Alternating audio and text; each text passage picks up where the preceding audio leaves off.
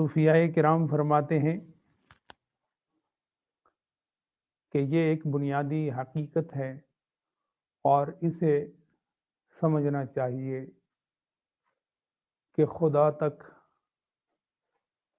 پہنچنے میں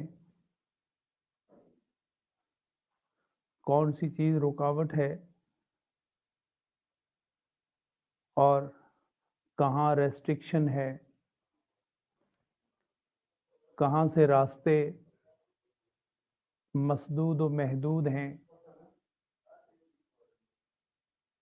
تو صوفیائے کرام فرماتے ہیں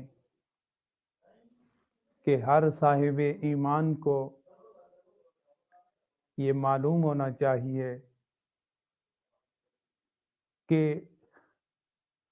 نفس مزکہ ہو جائے، مصفہ ہو جائے، منقہ ہو جائے، صاف شفاف ہو جائے، ٹرانسپیرنٹ ہو جائے اور اس کے اندر ٹرانسپیرنسی، شفافیت کامل ہو جائے، تو صوفیہ فرماتے ہیں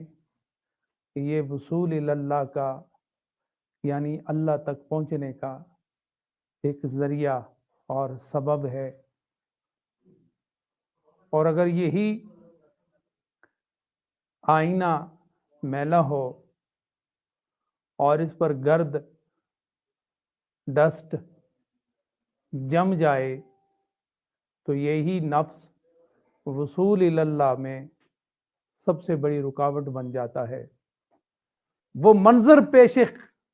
پیش نظر رکھیے کہ جب آپ خدا کی طرف بڑھ رہے ہو اور خدا آپ کی طرف بڑھ رہا ہو تو اس وقت رحمتوں کا عالم کیا ہوگا۔ میں یوں کہوں کہ عبادت کی اور چاہت کی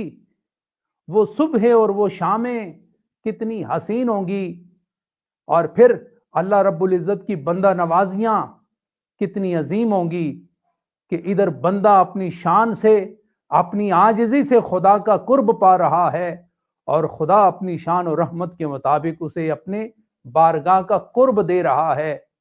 قربان جائیں اللہ رب العزت کی اس شان محبیت اور شان محبوبیت پر۔ اللہ فرماتا ہے یہی بندہ جب میرے قریب آتا ہے ایک قدم کی مانند، تو اللہ فرماتا ہے اتیتہ ہرولۃ، تیری حد ایک قدم تک چلنا ہے، اور میری شان یہ ہے کہ میری رحمت، فرمایا اتیتہ ہرولۃ، میری رحمت چل کر آنے والے کا استقبال دوڑ کر رہی ہے۔